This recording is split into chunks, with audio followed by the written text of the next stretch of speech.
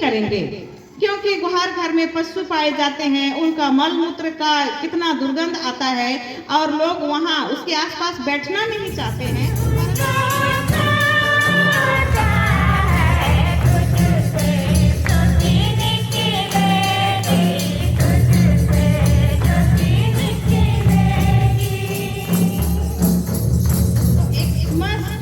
Christmas में क्या अंतर है? एक्समस गैदरिंग भी कहते हैं, क्रिसमस भी कहते हैं। यीशु मसीह के नाम को यदि हम लोग देखेंगे, यीशु सहाय सबों को फिर से स्वागत करते हैं आज का कार्यक्रम दूसरा भाग में। और पहला भाग अभी तक अगर आप लोग नहीं देखे हैं तो जाके आप लोग देख लीजिएगा।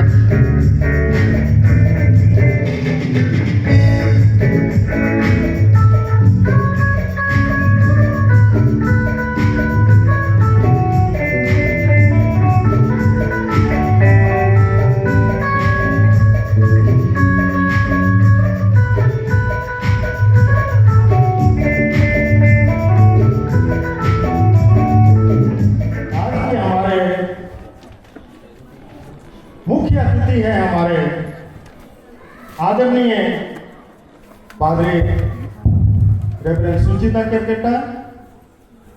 ये हम सब अभी जानते हैं, स्वागत करके भी हम लोग ले पहुंचाए हैं। ये ताली मारिए पड़ दो।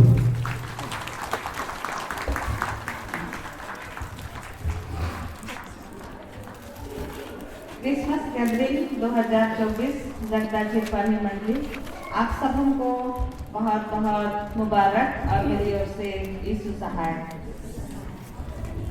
आदरणीय मंडली सभापति श्रीमान मिस्टर सोए को हम लोग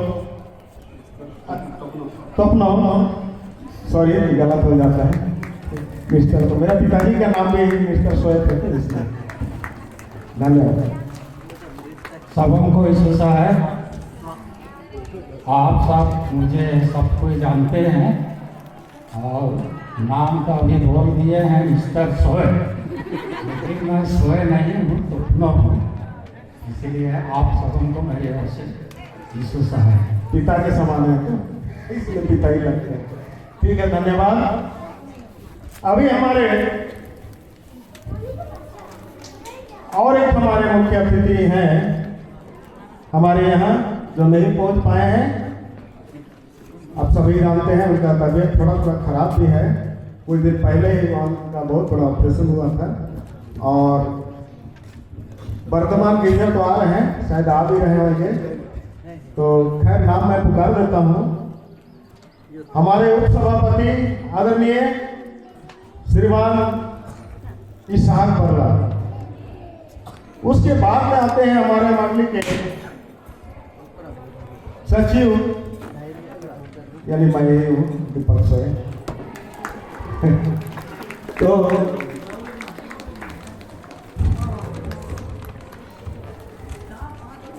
उसके बाद में हमारे अतिथियों में हमारे श्रेष्ठ अतिथि जो हमारे मंडली के सुचारू रूप से हम कार्य को का देख रेख मैंने इतना हिसाब किताब देख रेख करते हैं। और हम वो भी हमारे अतिथि हैं श्रीमान मान्यम जोजो। सबों को यीशु सहाय।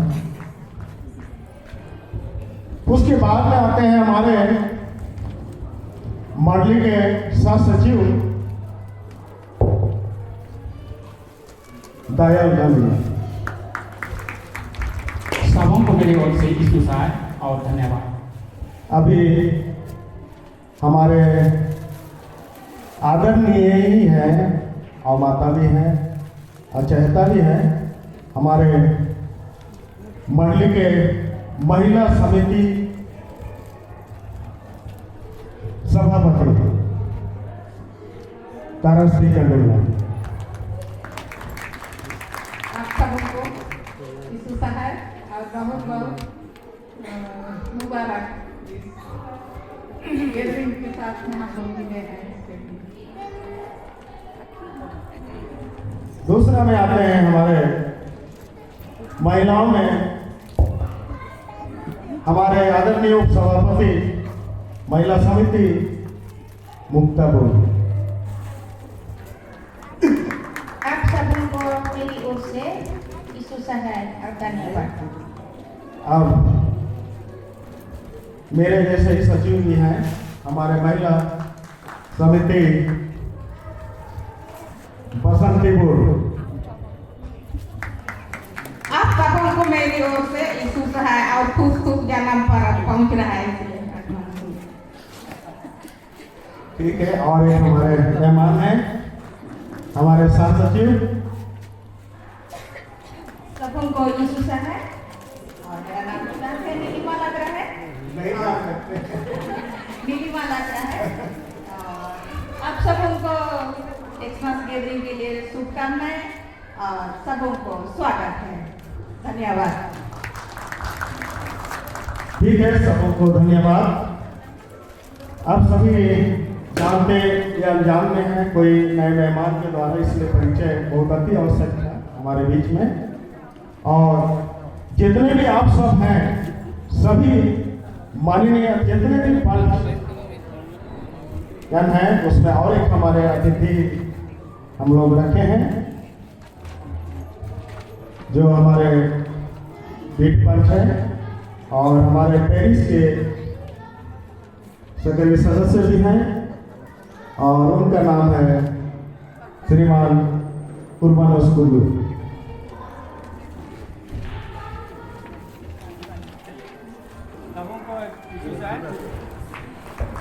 सबों को यीशु सहाय।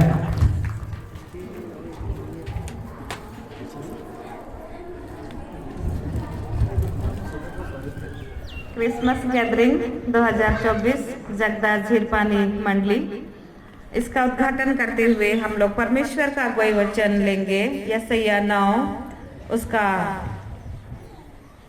7 में कहता है, यशायाह 9 का 7, उसकी प्रभुता सर्वदा बढ़ती रहेगी और उसकी शांति का अंत ना होगा। इसलिए वह उसको दाऊद की राजगद्दी पर इस समय से लेकर सर्वदा के लिए न्याय और धर्म के द्वारा स्थिर किए और संभाले रहेगा। सेनाओं के यहोवा की धुन के द्वारा यह हो जाएगा। इसी वचन की अगुवाई में इस घड़ी में प्रभु की चुनी हुई दासी होकर क्रिसमस गैदरिंग 2024 जगदा झीरपानी मंडली से त्रिएक परमेश्वर पिता और पुत्र और पवित्र आत्मा के नाम से पिता काटते हुए उद्घाटन करती हूँ। आमीन। आइए हम प्रार्थना करें। पवित्र पवित्र सर्वशक्तिमान सृजनहार परमेश्वर, मनुष्य जाति को बनाने वाले, मनुष्य जाति को प्रभु तूने अपनी महिमा के लिए बनाया, परंतु अपने पापों के कारण वह तेरी उपस्थिति से परे हो गया।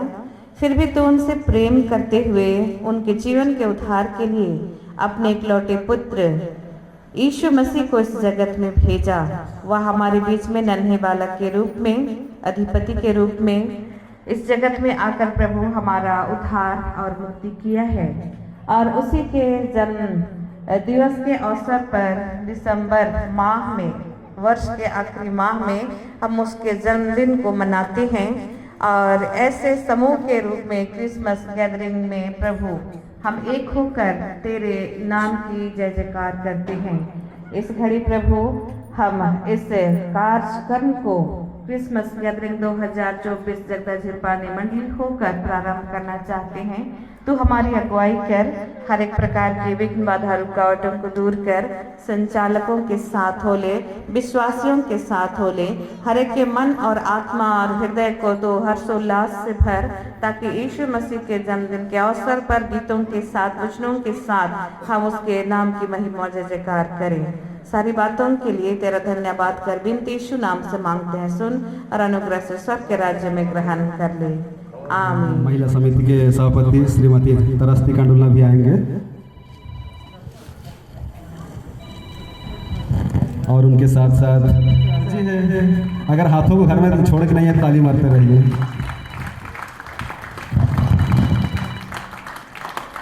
महिला समिति के उपसभापति श्रीमती मुक्तापुर भी स्टेज में आएंगे और उनके साथ साथ महिला समिति के सचिव श्रीमती बसंती बुड़ और महिला समिति के खजांची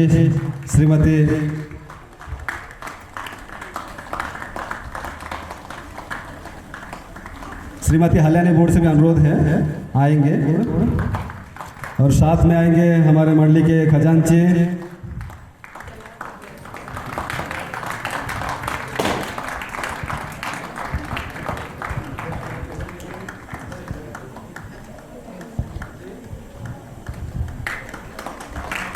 महिला समिति के जॉइंट सेक्रेटरी श्रीमती नीलिमा लाकड़ा जी को भी स्टेज में बुलाना चाहूँगा।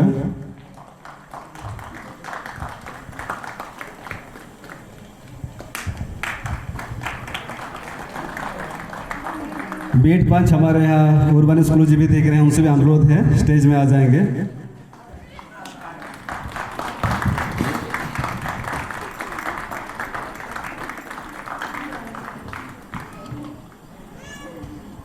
सबों को बहुत बहुत धन्यवाद। मेरा नाम है क्रिस सिमरन सुरिन।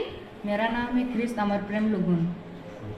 आइए आज के सुंदर यीशु मसीह के जन्म महोत्सव को पालन करते हुए एवं दूसरी बेला की आराधना को आरंभ करते हुए हम लोग गीत गाएंगे। साक्षीवाणी गीत नंबर 18। साक्षीवाणी गीत नंबर 18।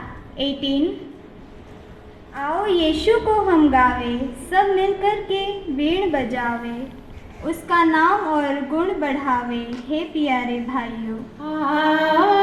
यीशु को हम गावे, सब मिलकर के वीण बजावे, उसका नाम और गुण बढ़ावे,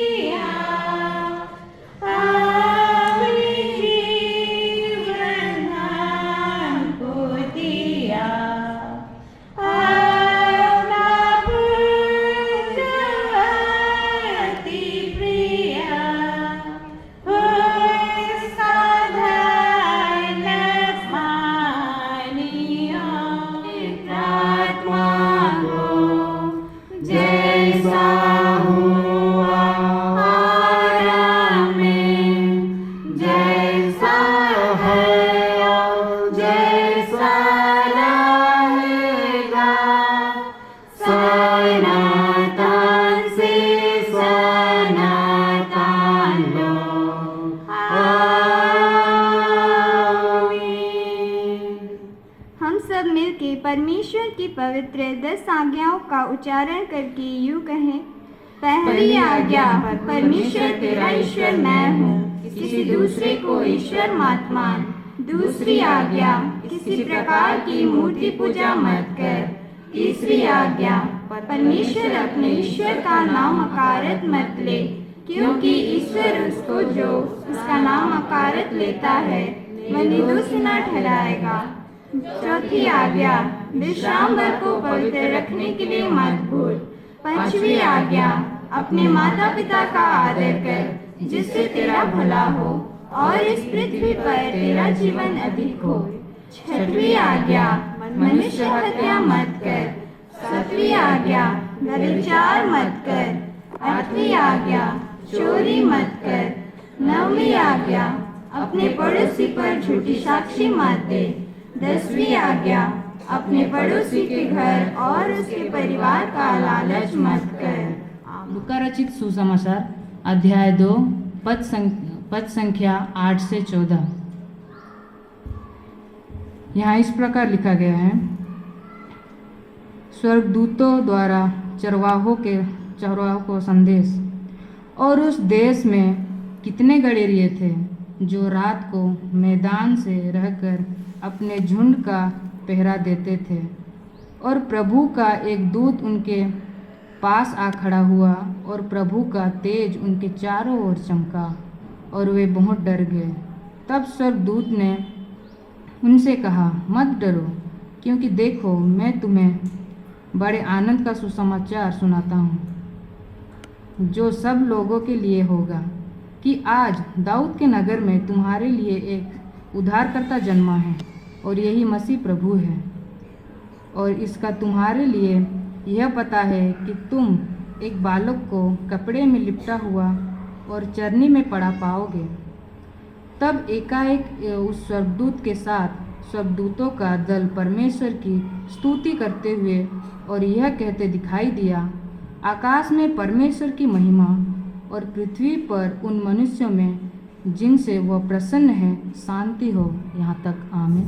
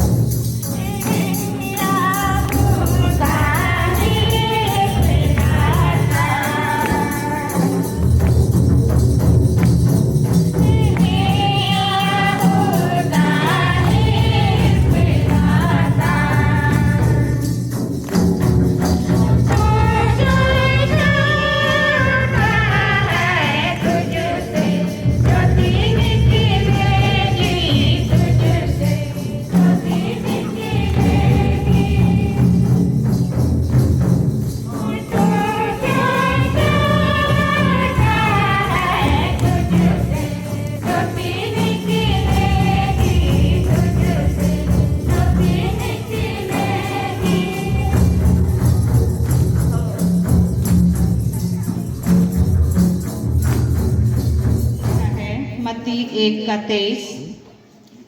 देखो, एक कुंवारी गर्भवती होगी और एक पुत्र जनेगी और उसका नाम इमानुएल रखा जाएगा, जिसका अर्थ है परमेश्वर हमारे साथ है। आमीन। मसीह में प्रियो, सबसे पहले यह क्रिसमस गैदरिंग जो हमारे विश्वासियों के लिए यीशु मसीह के जन्मदिन के आने पर आता है, और ये हमारे जीवन में बहुत ही आनंद को, खुशी को भर देता है। हम लोग सब कोई जानते हैं पर्व तो बहुत ही आते हैं, लेकिन जन्म पर्व जैसा खुशी और किसी पर्व में हम बहुत आयत से महसूस नहीं करते हैं। जब दिसंबर का माह आता है, एडवेंट चढ़ जाता है, तो हम लोग अपने वातावरण में, अपने आसपास में इतने अधिक खुशियों का अनुभव करते हैं और हम लोग बड़े ही जोर शोर से तैयारी में लग जाते हैं। ये क्रिसमस गैदरिंग, जिसको हम लोग एक्समस गैदरिंग भी कहते हैं, तो एक्समस और क्रिसमस में क्या अंतर है? एक्समस गैदरिंग भी कहते हैं, क्रिसमस भी कहते हैं। यीशु मसीह के नाम को यदि हम लोग देखेंगे तो ग्रीक में उसका नाम एक्स से शुरू होता है, यूनानी वर्ड एक्स, जिसमें कहा जाता है क्रिस्टोस। क्रिस्टोस ग्रीक का वर्ड एक्स से क्रिस्टोस, और इसीलिए उसके पहले वर्ड एक्स को हम लोग लेकर एक्समस कहते हैं। और क्रिसमस यानी क्रिस्ट, यीशु मसीह, क्राइस्ट के नाम से उनके जन्मदिन के अवसर पर हम सभी जब गैदर होते हैं, एक समूह में आते हैं, उसके जन्मदिन को मनाने के लिए ये हमारे लिए गैदरिंग होता है यीशु मसीह के जन्म के नाम से। और इसीलिए हम आज बड़े आनंद के साथ में झीरपानी मंडली होकर क्रिसमस गैदरिंग 2024 मनाते हैं और ईश्वर की उपस्थिति का अनुभव करते हैं। हमारे लिए बड़े ही सौभाग्य की बात है, आज हम सुबह से लेके अब तक इस दिन के उत्सव और प्रभु यीशु मसीह के जन्म महोत्सव के आशीष को पाने के लिए यहाँ बैठे हैं। मेरे प्रियो, मैं 3 बातों को आपके सामने रखना चाहूंगी जो वचन हम लोगों ने पढ़ा। उसमें सबसे पहली जो बात है, सबसे पहली बात वचन से कनेक्टेड और भी अलग अलग बातें, जिसमें यीशु मसीह के जन्म के बारे में हम लोग देखेंगे। यीशु मसीह का जन्म एक ऐसे स्थान में हुआ था जहाँ की लोग कभी अनुभव भी नहीं कर पाएंगे, सोच भी नहीं पाएंगे कि नासरत जैसे नगर में या खुदा जैसे देश में किसी भी ऐसी वस्तु का निकलना होगा जो पूरे जगत में छा जाएगा, जिसे हम लोग गीत में अभी गाए, हे यहूदा हे एफ्राता तू जो छोटा है।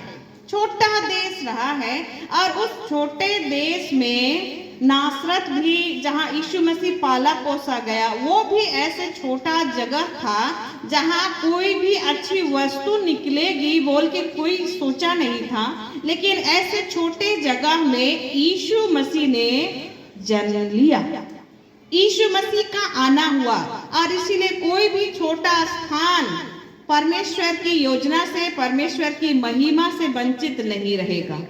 दूसरी बात इसी में हम लोग देखते हैं, यीशु मसीह का जन्म जगह जहां वो पैदा हुआ, कौन सा जगह था? हाँ, बैतलहम गांव था, और स्थान जहां वो सोया हुआ था, कौन सा स्थान था? वो हर घर। पुराने समय से लोग आने वाले उद्धारकर्ता के बारे में आशा में थे कि वो आएगा, राजाओं का राजा, प्रभुओं का प्रभु, जगत को चलाने वाला आएगा। तो क्या ऐसा व्यक्ति गुहार घर में जन्म लेगा जहां पशु पाए जाते हैं, पशु रहते हैं? कोई ऐसा सोचा था होगा? नहीं सोचा था होगा, क्योंकि राजाओं का राजा राजमहल में पैदा होगा, बड़े स्थानों में पैदा होगा, ऐसे लोगों ने सोचा होगा। लेकिन हमारे जगत के उद्धारकर्ता प्रभु यीशु मसीह एक ऐसे स्थान में पैदा हुए जहां घुसना भी शायद हम लोग पसंद नहीं करेंगे, क्योंकि गुहार घर में पशु पाए जाते हैं, उनका मल मूत्र का कितना दुर्गंध आता है और लोग वहां उसके आसपास बैठना नहीं चाहते हैं। परंतु ऐसी जगह में हमारे प्रभु यीशु मसीह आए जो कि दीनता और नम्रता का प्रतीक है। ऐसा छोटा जगह, ऐसा तुच्छ जगह को प्रभु यीशु मसीह ने धन्य कर दिया। और तीसरी बात इसी में हम पाते हैं कि चरवाहों का जो छोटा सा झुंड था, उनको यीशु मसीह के आने के बारे में सबसे पहला समाचार मिला। किसके द्वारा मिला? दूतों के द्वारा से मिला। छोटे झुंड चरवाहों का, और ये चरवाहे समाज में उस समय सबसे निचली दृष्टि के माने जाते थे। समाज में जो पशु चराते थे, मवेशियों को चराते थे, उनको सबसे निचला स्तर में रखा जाता था। उनको सबसे तुच्छ कार्य करने वाले लोगों के रूप में समझा जाता था। लेकिन ऐसे तुच्छ लोग, ऐसे छोटे झुंड के निचले स्तर के लोगों के पास में प्रभु का संदेश सबसे पहले स्वर्गदूतों के द्वारा से आया। डरो मत, तुम्हें मैं बड़े आनंद का सुसमाचार सुनाता हूं जो पूरे जगत के लोगों के लिए होगा। और ऐसे बड़े आनंद का सुसमाचार ऐसे छोटे झुंड निचले स्तर के लोगों के जीवन में पहुंचा और वो बड़े आनंद का समाचार था। और वो क्या समाचार था? तुम्हारे लिए दाऊद के नगर में एक उद्धारकर्ता का जन्म हुआ है। मेरे प्रियो, ये जो छोटी छोटी चीजों से प्रभु ने बड़ी महिमा के कामों को किया। छोटा यहूदा देश, छोटा गुहार घर, छोटे चरवाहों का झुंड, उनसे प्रभु ने बड़े महिमा के कामों को किया। और वो महिमा का कार्य प्रभु यीशु मसीह को इस जगत में भेजना हुआ। और इसीलिए हम में से प्रत्येक अपने को जब हम छोटे समझते हैं, निचला समझते हैं, तो हम कभी ये ना महसूस करें कि मैं प्रभु के लिए किस काम में आ सकता हूँ, किस काम में आ सकती हूँ। प्रभु हम लोगों को, हमको, आपको, हम सभी को अपने महिमा के कामों के लिए कभी ना कभी इस्तेमाल करेंगे। जो हम छोटे हैं, निचले दर्जे के हैं, या किसी भी दृष्टि से अपने को कम समझते हैं, आप प्रभु की दृष्टि में कम नहीं हैं। जैसे प्रभु छोटे चीजों में बड़े महिमा के कामों को किया, इस वर्ष इस क्रिसमस गैदरिंग में यीशु मसीह के जन्म पर्व के अवसर पर हम में से प्रत्येक को वो विशेष अपने महिमा के कामों के लिए उपयोग करेगा।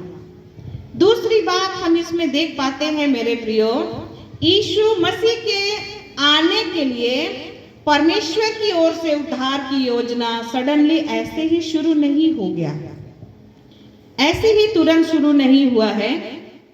बल्कि हम मत्ती रचित सुसमाचार में देख पाते हैं, जिसमें हम लोग देखते हैं एक अध्याय का 17वें पद में, और जिसमें कहता है कि अब्राहम से दाऊद तक 14 पीढ़ी हो गई थी। दाऊद तक, क्योंकि यीशु मसीह का आना कौन से घराने से हुआ? दाऊद के वंश से, दाऊद के घराने से हुआ। 14 पीढ़ी, यानी कितने वर्षों से परमेश्वर मनुष्य जाति के उद्धार के लिए योजना बना रहा था। 14 पीढ़ी। अभी हम लोग 2 पीढ़ी 3 पीढ़ी को एक साथ देख रहे हैं, लेकिन यीशु मसीह के इस जगत में आने के लिए परमेश्वर जो पीढ़ी बनाया, वो 14 पीढ़ी के बाद में प्रभु यीशु मसीह इस जगत में आया। यानी कि लंबे समय से जगत के उद्धार के लिए वो योजनाओं को बना रहा था। और हम लोग जानते हैं, मनुष्य जाति जब परमेश्वर की पवित्र संगति से पाप के कारण अलग हो गया, अदन की वाटिका में उसने, आदम और हवा ने जब परमेश्वर के वाचा को तोड़ दिया, उसकी उपस्थिति से वे अलग हो गए। और अलग होते होते पाप में अपने जीवन को वे डुबा दिए। परंतु परमेश्वर तो प्रेमी है, और इसीलिए उसने जगत के उद्धार के लिए योजना बनाई, और वो कई वर्षों से चला, और तब जाके प्रभु यीशु मसीह का इस जगत में आना हुआ।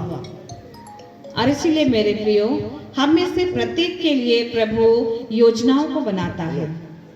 हम लोग क्रिसमस गैदरिंग मनाते हैं, आते हैं, गीत भजन करते हैं, चले जाते हैं, लेकिन हम अपने मन में अनुभव करें, मन में सोचे कि हम में से प्रत्येक के लिए प्रभु योजनाओं को बना रहा है। ऐसी योजना जो हमारे जीवन में आने वाले समय में प्रभु की महिमा को प्रकट करेगा। और इसीलिए हम प्रत्येक प्रभु की योजना में, परमेश्वर की योजना में शामिल हैं। हम उसकी योजना में शामिल हैं, चाहे हम महिला हैं, चाहे हम पुरुष हैं, चाहे हम बच्चे हैं, चाहे हम जवान हैं, चाहे कमजोर हैं, चाहे ताकतवर हैं, हम पढ़े लिखे हैं, हम ना पढ़े हों, हम जैसे भी हैं, प्रभु सबको अपनी योजना में शामिल करेगा। और इसलिए उसकी योजना है कि तुमने मुझे नहीं चुना परंतु मैंने तुम्हें चुना है और नियुक्त किया है। उसने हम सबों को चुन लिया है अपने साथ चलने के लिए, विश्वास में बढ़ने के लिए और प्रभु यीशु मसीह के जन्म का समाचार सुनाने के लिए, और ये योजना हमारे जीवन में हमें पूरी करनी है। यीशु मसीह का जन्म का संदेश, उसके आने का उद्देश्य और उसके इस जगत में आकर अपने आज्ञाकारिता का परिचय उसने कैसे दिया, इन सारी बातों का संदेश हमें देना है। हम लोग का डोंगरी टोला बीट के कैसा ड्रेस पहने, देखिए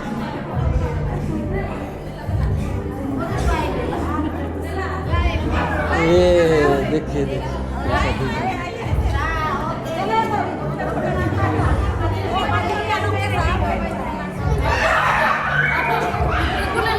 हाँ और दे लोग मैडम जी के चलिए कुछ तो बोल दो। हाँ? नहीं बोलो।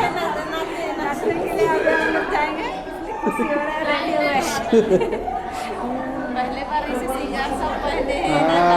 पहले बार पूरा आदिवासी लग रही है ना।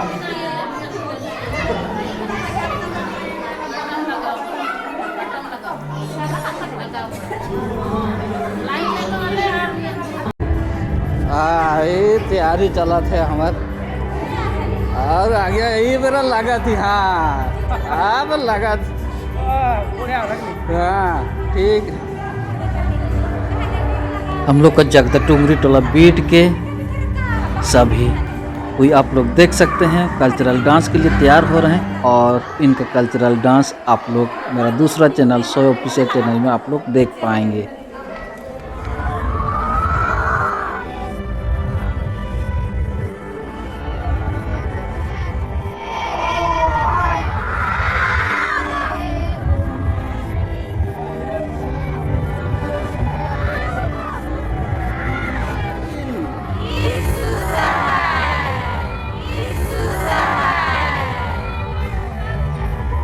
तो अभी खास कार्यक्रम तो है पर मुझे जाना पड़ेगा, मुझे ड्यूटी जाना है, तो मैं सोच रहा हूँ कैमरा को छोड़ दूँगा बाबू के पास, तो वीडियो बना लेगा क्योंकि अभी कार्यक्रम ख़त्म होते होते शायद 9-10 बज जाएगा, तो जाना पड़ेगा मुझे, टाइम हो रहा है।